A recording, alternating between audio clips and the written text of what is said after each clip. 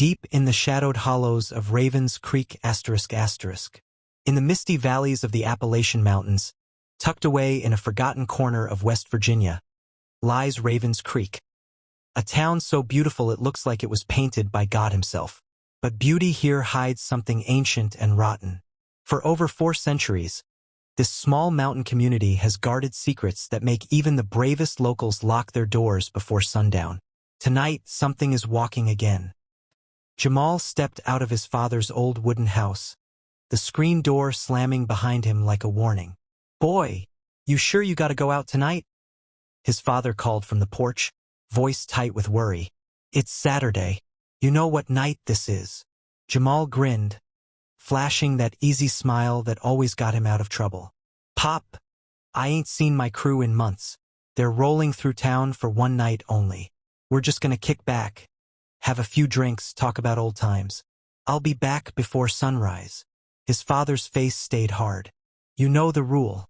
When you hear the footsteps, when you hear that chant, you hide. Don't look. Don't breathe.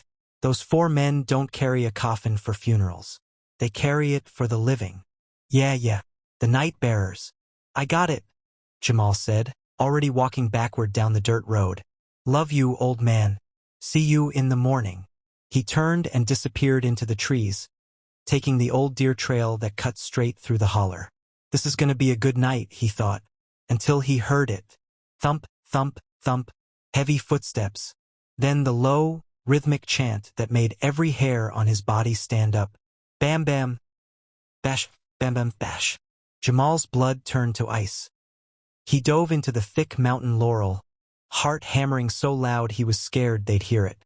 Through the leaves he watched, for tall, silent figures in old, tattered coats, shoulders bowed under the weight of a dark wooden coffin. Their eyes glowed faintly like dying coals. They moved in perfect lockstep, chanting that cursed rhythm as they passed just 10 feet from where he hid. He waited until the sound faded completely. Then he waited longer. Finally, Jamal stood up, brushing dirt off his jeans. "Thank God," he whispered. He took 1 step forward. The chanting exploded right behind him.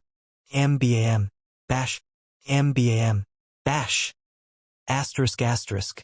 He spun around. The 4 night bearers stood inches away, coffin between them, staring straight into his soul. Jamal never made it home. The next morning, his father and old man Virgil found him sitting against a massive ancient oak, eyes wide open, face frozen in pure terror. He was breathing, but Jamal was gone. Something had taken the boy who used to laugh at ghost stories. Hundreds of miles away in Washington, D.C., Dr. Aisha Nkosi woke up gasping, drenched in sweat. The dream again, the same one she'd been having for months. She stood alone in a dark, foggy forest. Green liquid dripped from an enormous, twisted tree. Asterisk plip, plip, plip asterisk, glowing faintly in the moonlight. A monstrous shadow with wings swooped toward her. Then the voice of her research partner, Zara Okoro, pulled her back to reality. "Aisha, girl, it's 9:15. You trying to get us fired?"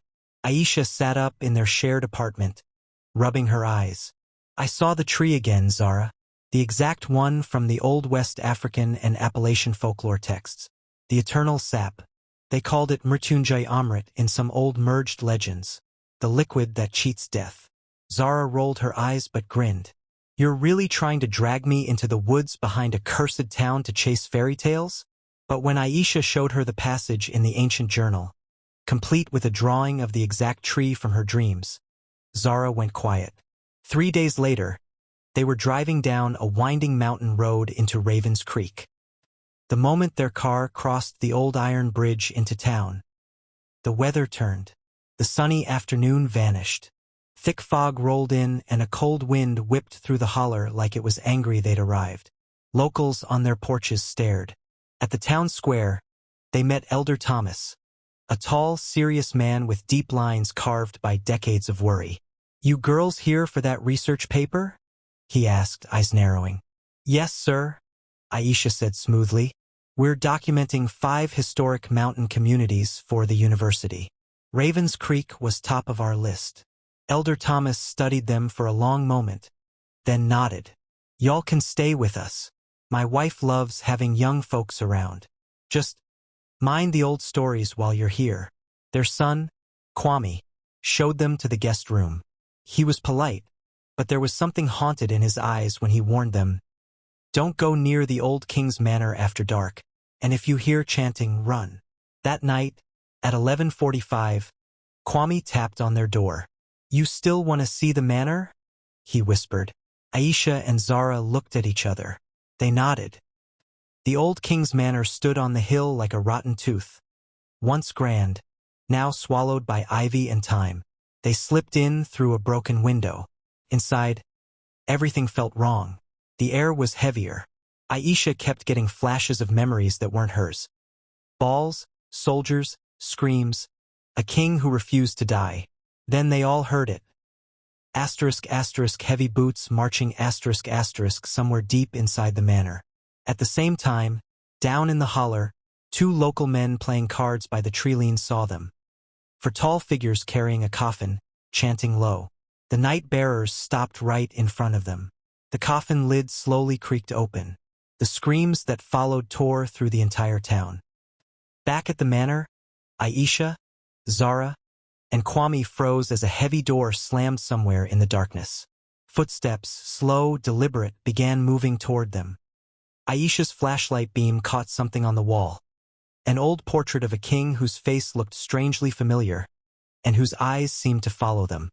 The chanting started again. Closer this time.